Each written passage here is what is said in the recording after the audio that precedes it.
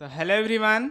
चलिए तो हम लोग आज पॉलिटिकल का एक बहुत ही शानदार टॉपिक लेकर आए हैं, लोकतंत्र में संघर्ष, जन संघर्ष भी कहते हैं। ठीक है, तो लोकतंत्र में जन संघर्ष क्यों आवश्यक है और लोकतंत्र में जन संघर्ष क्यों होता है, इन बातों को बहुत ही अच्छे से समझेंगे। ठीक है, तो आप लोग हमारे चैनल पर नए हैं तो चैनल को सब्सक्राइब कर दीजिए, बेल आइकन को दबा दीजिए, जिससे हमारा आने वाला वीडियो सबसे पहले आप तक पहुंचे। ठीक है ना, तो चलिए हम इस वीडियो को शुरू करते हैं। तो लोकतंत्र में जन संघर्ष, तो सुनिए आप लोग ध्यान से। आजादी के बाद हमारा देश कई लोकतंत्र में कई जन संघर्ष देखा भी है और कई जन संघर्ष झेला भी है। समय समय पर लोकतंत्र में जन संघर्ष उठ खड़ा होता है।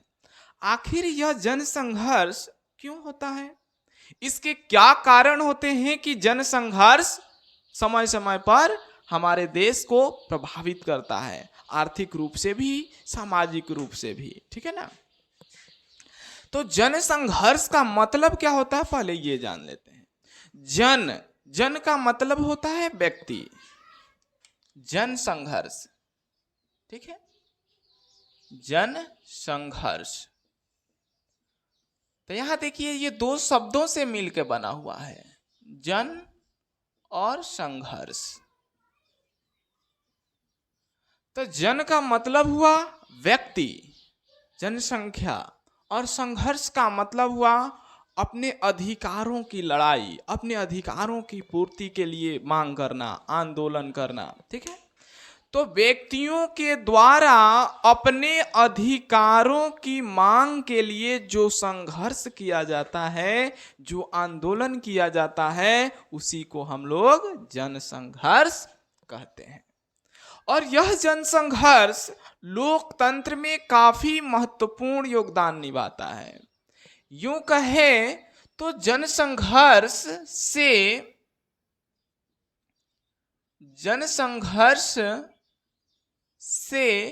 लोकतंत्र मजबूत और सशक्त होता है, सशक्त होता है, दृढ़ होता है। अब ये कहेंगे, आपके मन में प्रश्न होगा कि आखिर जन संघर्ष से लोकतंत्र कैसे मजबूत होता है। तो देखिए, मान लीजिए हमारे देश में कोई सरकार है और वह सरकार लोगों के लिए अच्छी नीतियां नहीं बना रही है और लोग उसका विरोध करना चाह रहे हैं, तब उनको उस सरकार को विरोध करने के लिए, उस सरकार की कमियों को दिखाने के लिए जन संघर्ष होता है। और जन संघर्ष से सभी लोग सरकार की कमियों को जानते हैं, उसके खिलाफ आंदोलन करते हैं और उसके बदले उन्हें क्या मिलता है, उनके साथ न्याय होता है, उनके साथ उनके अधिकार मिलते हैं। ठीक है, तो लोकतंत्र में जन संघर्ष अति आवश्यक होता है और यह समय समय पर जन संघर्ष होते भी रहना चाहिए। ऐसे ही एक जन संघर्ष हुआ था भारत में, और वह जन संघर्ष कहे तो सबसे बड़ा जनसंघर्ष था। और वह जनसंघर्ष इसी बिहार की भूमि से, इसी बिहार के सारण जिला, छपरा जिला से शुरू हुआ था और इसका नेतृत्व कर रहे थे लोकनायक जयप्रकाश नारायण। ठीक है ना, तो जनसंघर्ष क्या होता है, आपने जाना कि लोगों के द्वारा अपनी अधिकारों की मांग के लिए जो आंदोलन होता है, उसी को हम लोग जनसंघर्ष कहते हैं। और जनसंघर्ष से हमारा जो लोकतंत्र है वो मजबूत होता है, सशक्त होता है। और जनसंघर्ष से सरकार की कमियों की पता चलता है। ठीक है, तो हमारे देश में एक बहुत बड़ा जनसंघर्ष हुआ था। उस जनसंघर्ष का नाम था छात्र आंदोलन। छात्र आंदोलन, या इसी का एक दूसरा नाम है संपूर्ण क्रांति। क्या नाम है? संपूर्ण क्रांति। ठीक है, तो इस बात को आप लोग जरा ध्यान से समझिए। ठीक है, छात्र आंदोलन या संपूर्ण क्रांति। तो यह शुरू हुआ था 5 जून 1974 में। किसके नेतृत्व में? जयप्रकाश, इनका पूरा नाम लिख देते हैं, लोकनायक जयप्रकाश नारायण। ठीक है, लोकनायक जयप्रकाश नारायण के नेतृत्व में 5 जून 1974 को यह आंदोलन हुआ था। तो आखिर यह आंदोलन, यह संपूर्ण क्रांति का नारा क्यों दिया गया था? तो चलिए इसके पीछे का क्या कारण था, उस कारण को हम लोग इसमें समझते हैं। 1971-72 की चुनाव में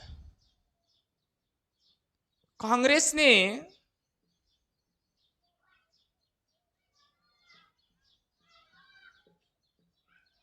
ने गरीबी हटाओ का नारा दिया। यानी कि 1971-72 के चुनाव में, देखिए उससे पहले हमारे देश में कांग्रेस का सरकार था और कांग्रेस की सरकार ने 1971-72 में एक नारा दिया। और कौन सा नारा दिया? गरीबी हटाओ, गरीबी हटाओ। ठीक है, और इस गरीबी हटाओ का नारा देकर लोगों से बहुमत प्राप्त किया। यानी कि लोगों का विश्वास था कि यदि फिर से हमारे देश में कांग्रेस की सरकार आती है तो हमें हमारे अधिकार मिलेंगे, वस्तुओं के मूल्य में कमी आएगी, भ्रष्टाचार कम होगा, बेरोजगारी दूर होगी और गरीबी भी दूर होगी। तो उस समय कांग्रेस ने गरीबी हटाओ का नारा देकर के बहुमत प्राप्त किया और बहुमत प्राप्त कर देश में सरकार भी बना लिया। सरकार बनने के बाद ना ही गरीबी हटा, ना ही भ्रष्टाचार कम हुआ, ना ही मूल्यों की वृद्धि में कमी आई। यानी कि ज्यों का त्यों समस्या वैसे के वैसे रह गई। तब हमारे बिहार के छात्रों ने एक आंदोलन करने का निर्णय लिया, लेकिन उनके पास कोई ऐसा नेता नहीं था जो उनका नेतृत्व करे। ठीक है, तब ये लोग जयप्रकाश नारायण के पास जाते हैं और कहते हैं कि आप हमारे आंदोलन का नेतृत्व करिए, आप हमारे आंदोलन का लीडर बन जाइए। तब जयप्रकाश नारायण वहां पर एक बात कहते हैं कि हमारे देश के शासन को यदि युवा लोग संभाले, हमारे देश के शासन में यदि युवा आगे आए, तब जाकर हमारे देश का बदलाव होगा। यानी कि उनका कहना था कि युवाओं में जोश है, युवाओं में हौसला है, यदि यह युवा हमारे देश के बागडोर को संभालेंगे तो निश्चित रूप से हमारे देश में बदलाव आएगी। लेकिन जयप्रकाश नारायण अंत में छात्रों की बात को मान जाते हैं और वह कहते हैं कि हम इस आंदोलन का नेतृत्व तभी करेंगे जब हमारा निर्णय ही अंतिम निर्णय होगा। ठीक है, अर्थात कोई भी आंदोलन, कोई भी संगठन तभी चलता है जब सभी लोग उसके प्रमुख लीडर की बात को मानते हैं। तब जयप्रकाश नारायण के नेतृत्व में 5 जून 1974 को इसी बिहार की भूमि से, बिहार की धरती से, छपरा से यह आंदोलन शुरू किया गया था। और यह आंदोलन देखते ही देखते इतना व्यापक रूप से पूरे देश में फैल गया, अंतोगत्वा देश की सरकार को इमरजेंसी लागू करनी ही पड़ी। आपातकाल की घोषणा कर दी गई 1975 में और यह आपातकाल 18 महीने के लिए लगा दिया गया था। और उस समय हमारे देश की प्रधानमंत्री थी, बहुत ही जवाज प्रधानमंत्री, बहुत ही हिम्मत साहसी प्रधानमंत्री थी इंदिरा गांधी।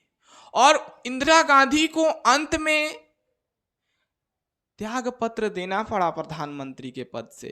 वह 18 वर्ष की आपातकाल के बाद इलाहाबाद के हाई कोर्ट में जाकर के अपना त्याग पत्र देती है। और 1977 में फिर चुनाव होता है और उस चुनाव में पहली बार भारत में गैर कांग्रेसी सरकार का गठन होता है। तो पहली बार भारत में गैर कांग्रेसी सरकार अर्थात कांग्रेस के अलावा दूसरा पार्टी का गैर कांग्रेसी सरकार, तो गैर कांग्रेसी सरकार भारत में पहली बार बनी थी 1977 ईस्वी में। और 1977 ईस्वी में जनता पार्टी को बहुमत मिला था। और इसी जनता पार्टी के एक व्यक्ति थे जिन्हें प्रधानमंत्री बनाया गया था। आपको नाम पता है? कमेंट करिए कि 1977 में किसे प्रधानमंत्री बनाया गया था। ठीक है, तो देखिए पहली बार भारत में गैर कांग्रेसी 1977 में सरकार बनी थी और उस सरकार के प्रधानमंत्री बने थे मोरारजी देसाई।